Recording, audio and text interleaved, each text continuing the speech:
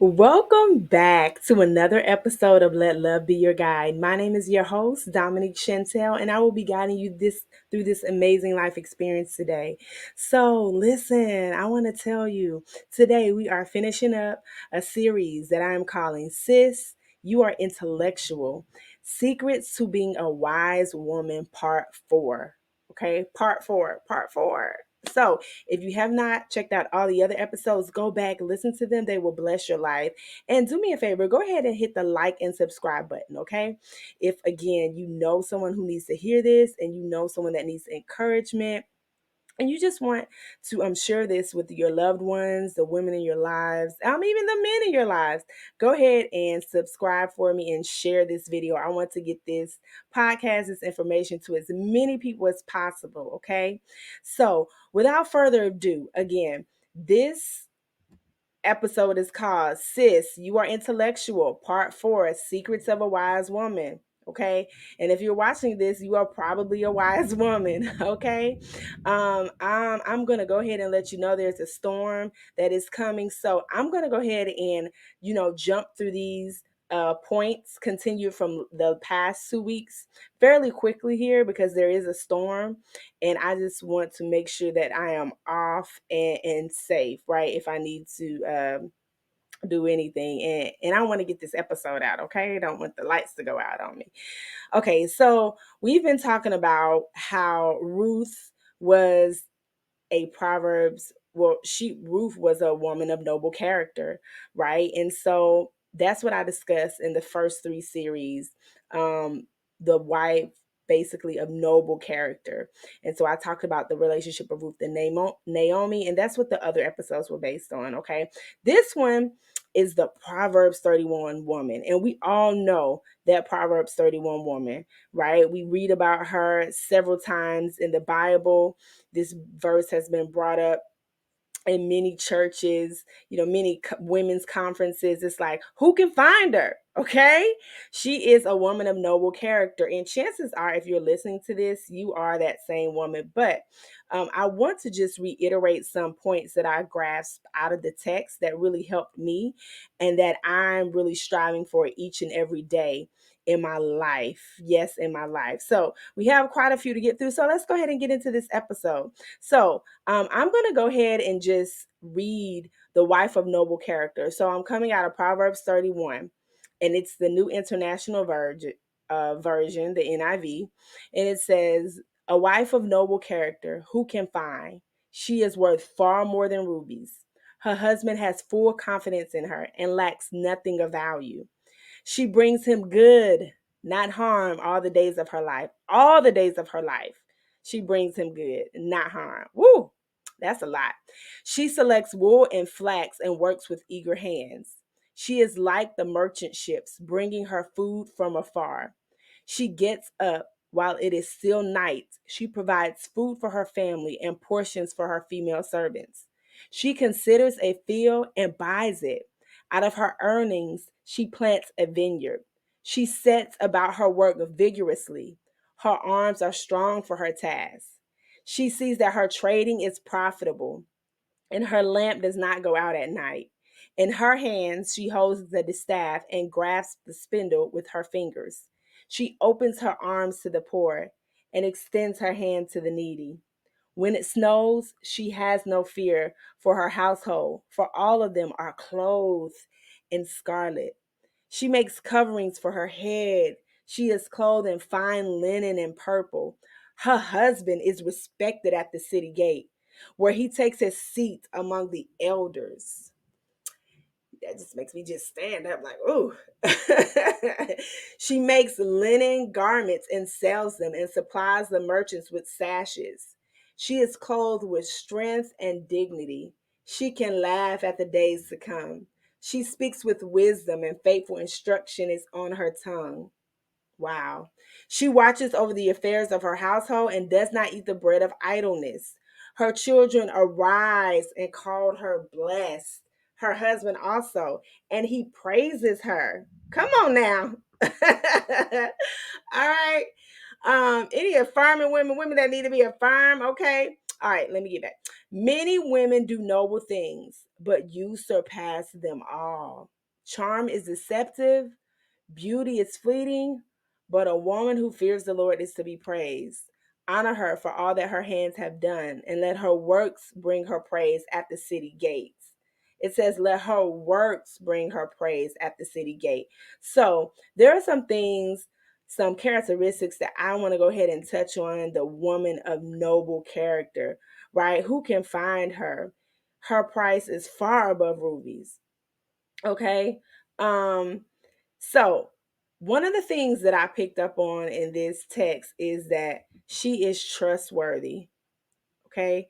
One of the things that it says that her husband, he safely trusts in her.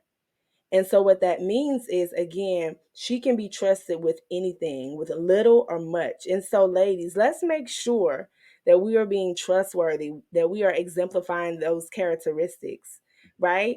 And that further leads me to believe that, and this is just something that I took from the text myself, is that if she's trustworthy, she has to be a woman of integrity. Okay. She has to be a woman of integrity. All right. Just a little quick side note. If you're wondering why, okay, you're starting off with 9 and 10, go back and catch the other episodes. It's the first 8 characteristics of secrets of a wise woman.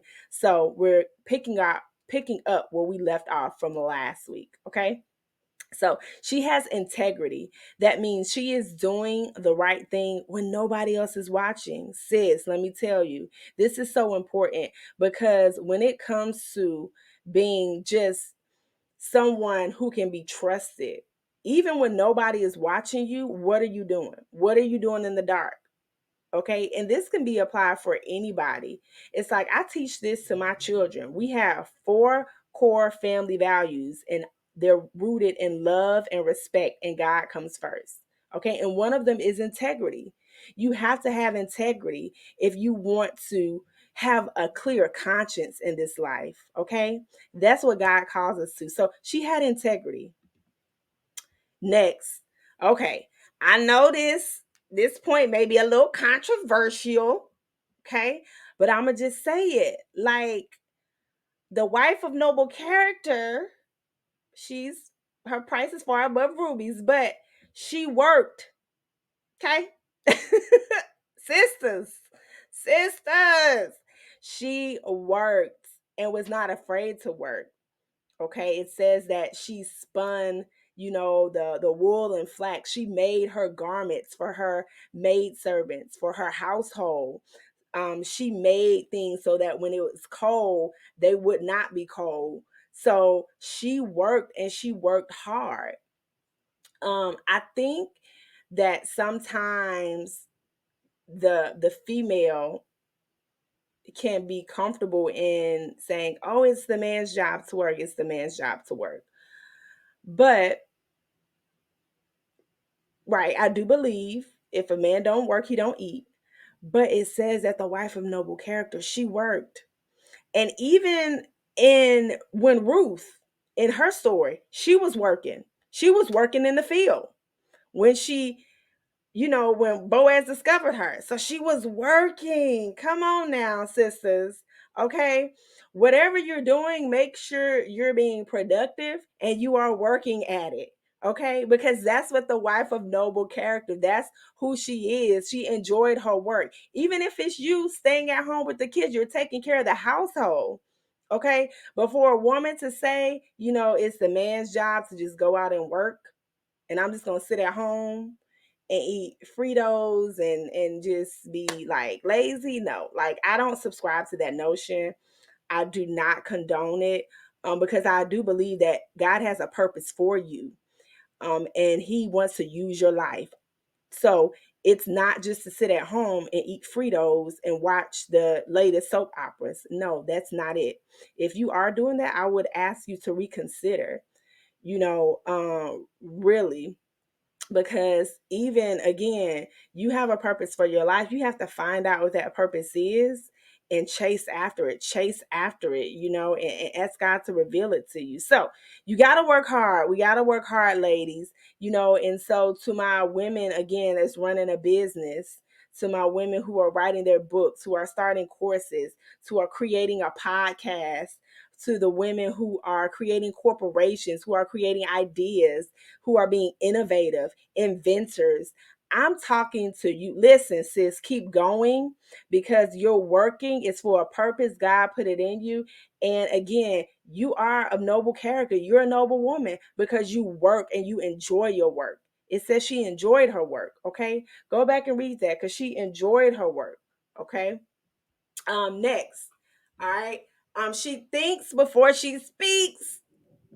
She thinks before she speaks. Okay. Listen, I know sometimes, ladies, we want to say some things, but if we're going to be wise and be better in our relationships, not only in with our husbands, with our spouses, with our significant others, if we are going to be successful in every area of our life, we have to think before we speak because we have the power to create life and death. And we are naturally, you know, affirmers. Like we are naturally inspirational. We create life. And so we give birth.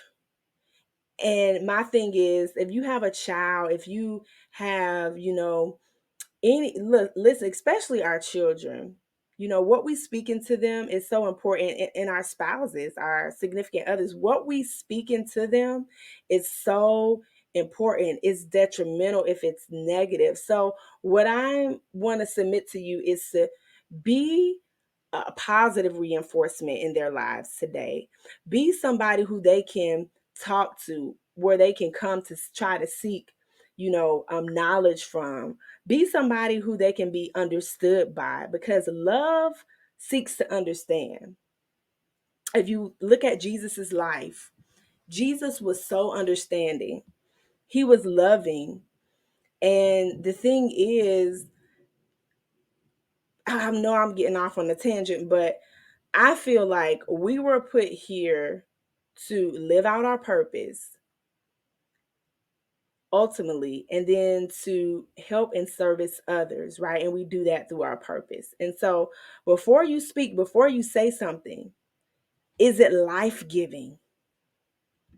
Is it giving life or is it giving death to the person that you're speaking to?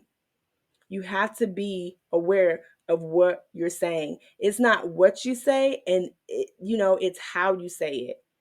So if you're approaching, let's just say your significant other about how they treated you and you're nasty and you're very just cutting them down and you're making them feel less than, that's not the right way to say it. Perhaps you should think about saying it another way.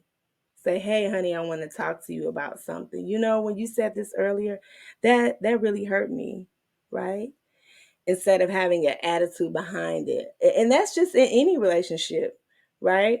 In your career, at your job, if you're a boss, which I know I'm speaking to some bosses on here, you know, we have to really be able to be tactful because when you aren't tactful, um, it's a sign of immaturity.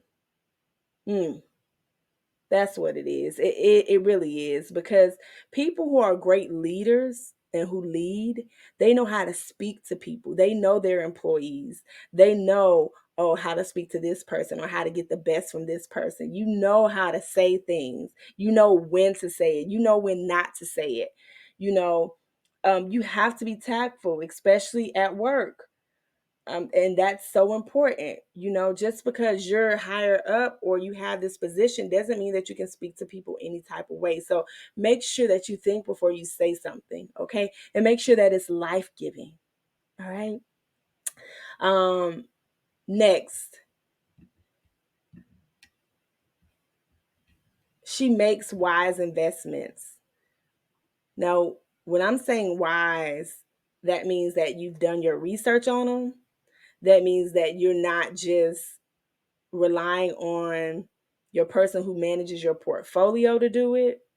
That means that you're not allowing, again, people to sign your checks. Okay. Okay. Oprah said, never let anybody else sign your checks. Okay. So I'm just let you know, you have to have some type of, again, when dealing with your investments, when dealing with your money, your finances, be wise. So do your research. Okay. Maybe if you read an article, make sure you check out whatever it is they say this is the next best stock or investment. All right, go do some research on it. Don't just blindly put your money in something. Don't just blindly start a company or start a business. um, be wise, be wise. Okay, we got to make sure that we're wise in our investments, what we put our money in. Okay, because money is used as a tool to help us help other people. It is.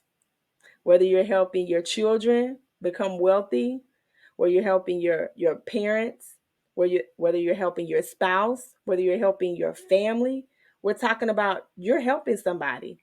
So just know that, again, make sure you're being wise. Okay. Next, she gives to the poor and needy. So if you go back in this text, it states where she doesn't give her seconds or hand me downs to the poor and needy. She actually makes things, she makes garments and she gives them away. Wow. So what I'm saying is, don't stop giving your hand-me-downs, right, away to the Salvation Army or Goodwill. But the wise woman, the noble woman of character, she actually made garments for the needy and the poor, and she gave them away. So give. It is better to give than to receive. And let me tell you why. And I learned this from the late Dr. Miles Monroe. If you haven't listened to his teachings, go back. They will change your life. Well, I don't listen, they changed my life. So I only would assume that they will help you and change your life. Here's the thing about giving. And this is the revelation that I just got this past week from listening to Dr. Miles Monroe. When you give, it's a seed. So it comes back to you. Ooh. So the whole thing about it's better to give than to receive, it's saying it's better to give because when you give, you're placing seed in the ground and you're going to get it back. Ooh. Listen, when I thought about that thing, I ain't going to listen. I was like, God, you are so amazing. You are awesome. Not that, don't get me wrong, I'm not saying give because you know you're going to get something back. But when you do give, it's a seed. It comes back to you. And that's powerful. If you have ever given to somebody and you haven't experienced the power of what giving does, I mean, it's just a blessing. What I will say is, I have never needed for anything in my entire life. I may have wanted some things, but as far as my needs, they have always been met. God has always been good. He has always provided. He has always made a way, even when I messed up, even when I did things he told me not to do. It's just amazing how God just provides. And I'll tell you, one of my favorite verses in the Bible is God. Um, he's like water in a sun-scorched land. That means when everything else is dried up, he provides. And that's just so powerful to me. But again, giving, again, when you give, it's a seed. That means a seed is going to come back to you. She gave to the poor and the needy. So make sure you are giving to the poor and the needy. Okay. Next, she was prepared. Listen, let me tell you about being prepared. Um, Planning. So last episode we talked about she planned. So planning, the Definition for planning is deciding in advance what to do, how to do, when to do it, and by whom it is to be done. Preparation means to make something ready for use or consideration. So although she planned, right, in the last I talked about planning, but she was prepared to receive, because the Proverbs 31 woman knew that if she's putting seed in the ground, there's gonna be harvest time. So you have to prepare for that harvest. She was in preparation. She was in preparation for, again, the seed to come back to her. Her making the wise investments. She was prepared to receive the seed that will come back to her and giving to the poor and the needy. So, what I'm saying is make sure you prepare for the things that you are asking God and praying for. There's nothing better than preparation. You can plan all day, but preparation is you're waiting in expectation. You're preparing for, you're actually doing the work that needs to be done for it to come to pass. So, make sure you're preparing. Okay. We want our Boaz. Listen, ladies, let's make sure we're preparing. We want to start the business. Let's make sure we're putting the business plan together, and let's make sure we have it lined up. We have the what it takes to start the business. We have our ducks in a row. Listen, we're planning to start the podcast. One of the most important things that I did was buy a podcast planner. That's what I use when making my episodes. I write down each episode, what I'm going to talk about, and boom, I'm going. I'm researching. Okay.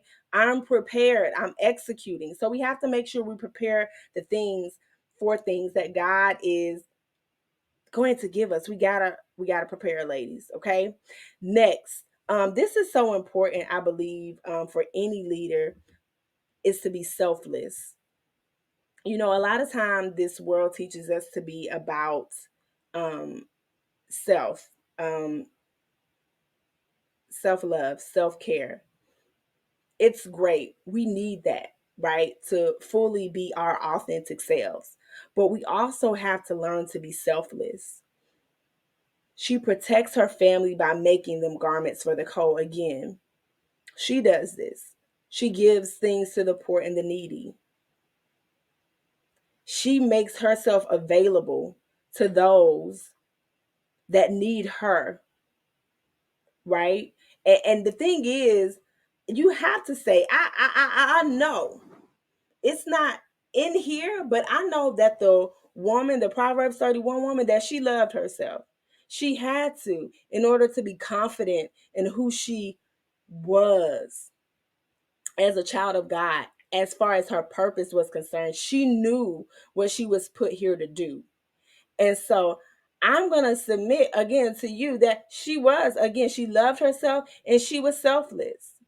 It requires a person who truly loves themselves to be selfless. It does.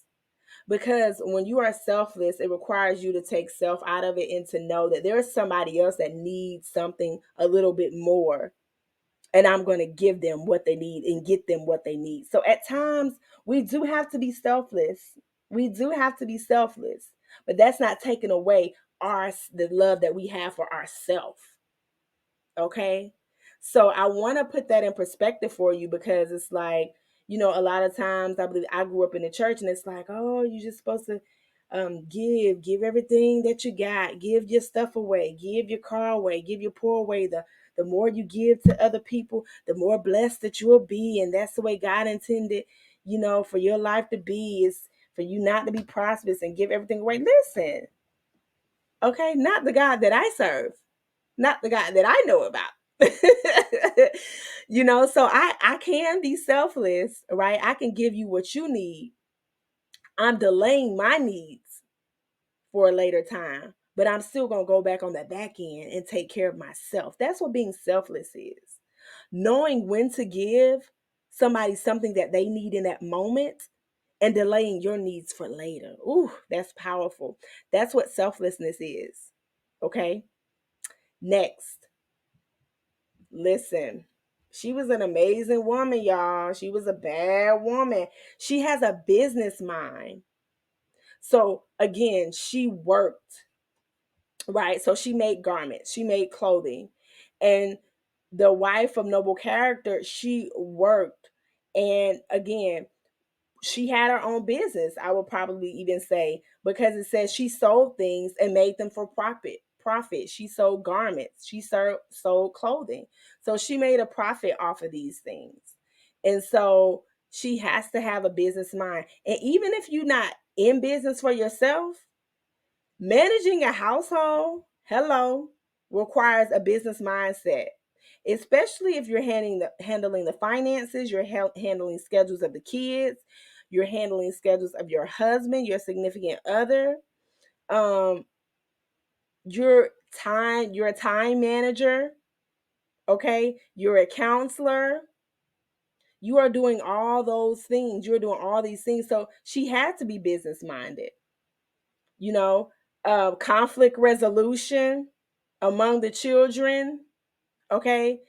You have to know how to coach. I'm sorry. She was business minded because, again, a business is going to have to make investments. She was making investments. So she had to know which good investments, which were bad investments. Should we do this? Under the direction of her husband, should we do that?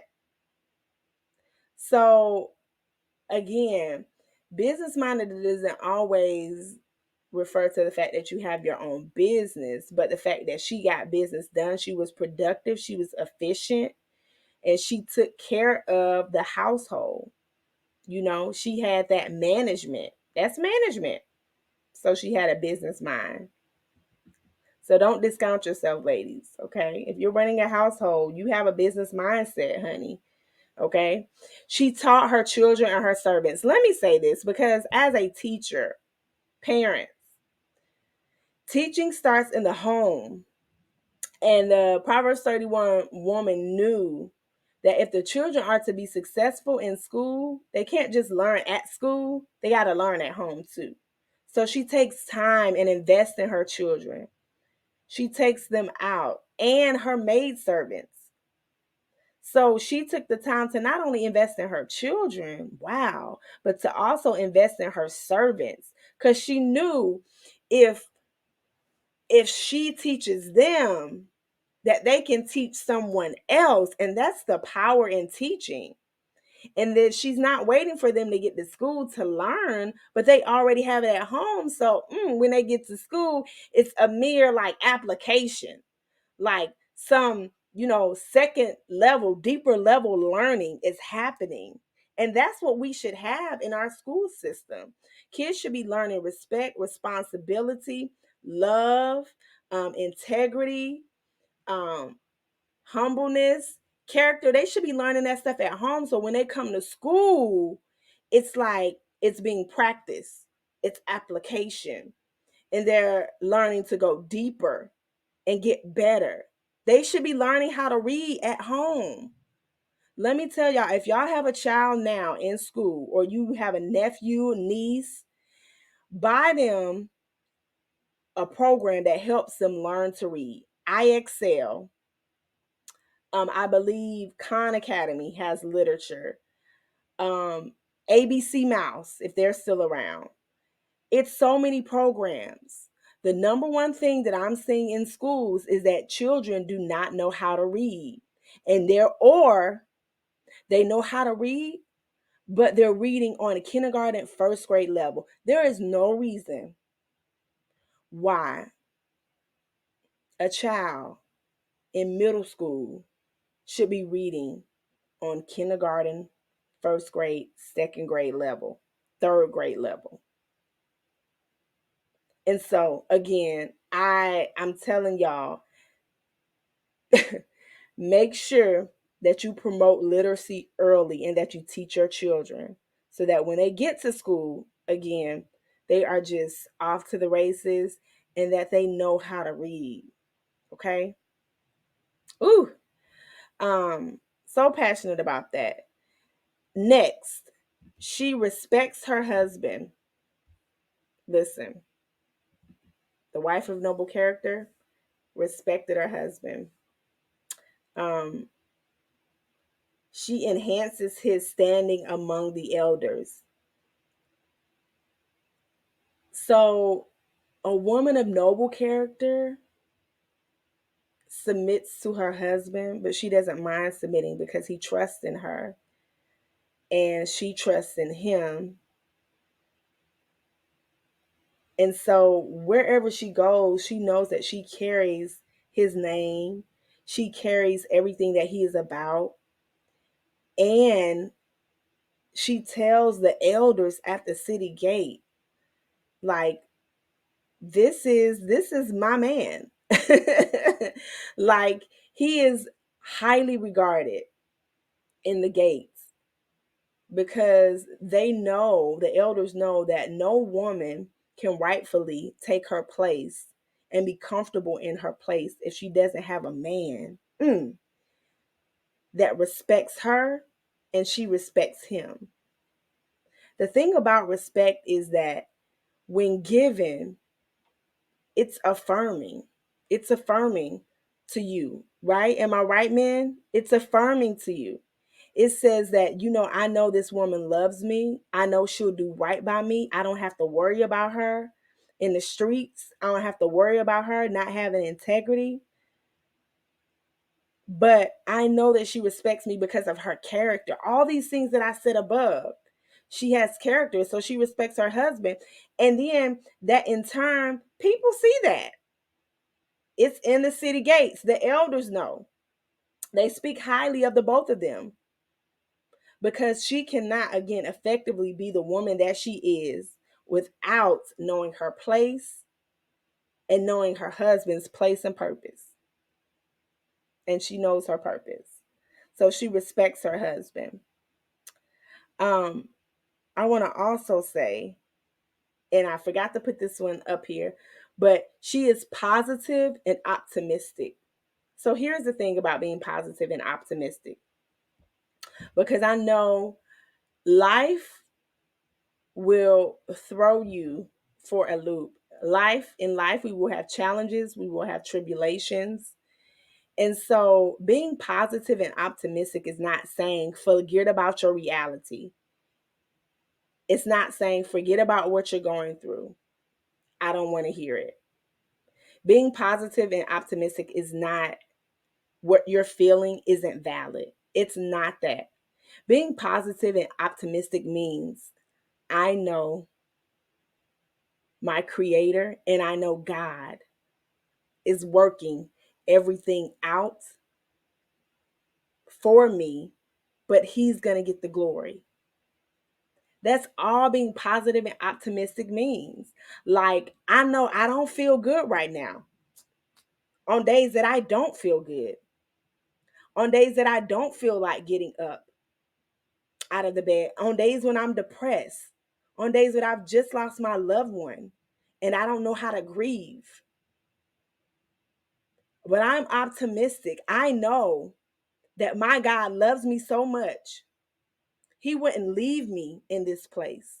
He gives me the Holy Spirit that brings comfort to me. He gives me a counselor. That's what being positive and optimistic is. So it's not negating your current situation, your current status, but it's saying, Lord, I trust you and you know what's best for me. And I need you to help me through this situation, through this trial, through this tribulation. And that's what being optimistic is. I know that this is working for my good. Know that everything that God is doing is intentional. You are intentional. He put you here for a purpose that nobody else can do and can serve but you. That's it. So if you don't do it, nobody else is going to do it the way you can do it. That's it. I'm a firm believer in that. They may do it, but it's not going to be how you do it. So you have a purpose, and our God is intentional. Woo! So just know that. Be positive and optimistic that even though it don't feel good right now, in the moment, he's working it out for your good. Let me make sure I covered everything. Ooh, last but not least, a woman of noble character. She fears the Lord. And I looked up the word fear because I'm like, fear, God, why? would I fear you? Like, I'm scared of you. But no, that's not what the fear of the Lord means. It means that fearing the Lord means to stand in awe of the living God, to glorify him and to trust him wholeheartedly. Those who fear the Lord receive his steadfast love. That is so comforting because when I think about the goodness of God and who he is, just at that, it makes me cry because, and I get emotional. Although I'm not getting emotional now, but it hits me. It sometimes it comes up on me and it hits me. And it's like, Lord, you love me enough to, number one, be intentional with my life, to put purpose down on the inside of me, and for me to carry out this big old God-sized dream that you gave me and this purpose that you gave me. And even when I mess up, even when I go this way and was supposed to go that way, when I turn left but was supposed to turn right, when I go up and was supposed to go down, you still working things out for me. And I'm like, ooh, you've just been a good God. And I'm like, I don't know if I would have that patience with me. I would just be honest. I don't know if I'll be patient with myself. You know what I'm saying? Would you be patient with yourself? Because all the stuff that I done did, that I done messed up, that I done jacked up, when I should have listened and I didn't, God has truly just been graceful, been faithful. He has, I mean, God, I'm just in awe right now. Like, God, you keep doing it. You keep showing up, you know. And I think a lot of times we have to let go of the need to control everything because, and I made a reel about this, we don't control anything. Um, so before I go off on a tangent, just know that fearing the Lord means to be in awe of him, to say like, Lord, it's who you are because you're faithful, because you're gracious, because you're patient, because you love me when nobody else loved me, because and not even that because you did things, but just who you are, you know. And God wants to be appreciated in that way for who he is, not for what he can do for you, although he can do everything and anything he wants to do for you, but just appreciate him for who he is and fear him. And those are secrets. Not secrets no more, because y'all know them. I done let them out the bag. Secrets of a wise woman. Listen, I hope that blessed you. Those were 20. So again, if you missed the first 8, go back and listen to the podcast. I would love your support. If this resonated with you, if anything helped you in this video, do me a favor, share with somebody else. Share. Go ahead and put the share button. All right. And go ahead and subscribe to the podcast on YouTube and then on Buzzsprout. Y'all support your girl. All right. Help me reach as many people as possible. I cannot do this without you. Okay. And when you see my reels, share those as well. All right. I love you. And may you always let love be your guide in life, today, forever, and always. Love y'all. Peace.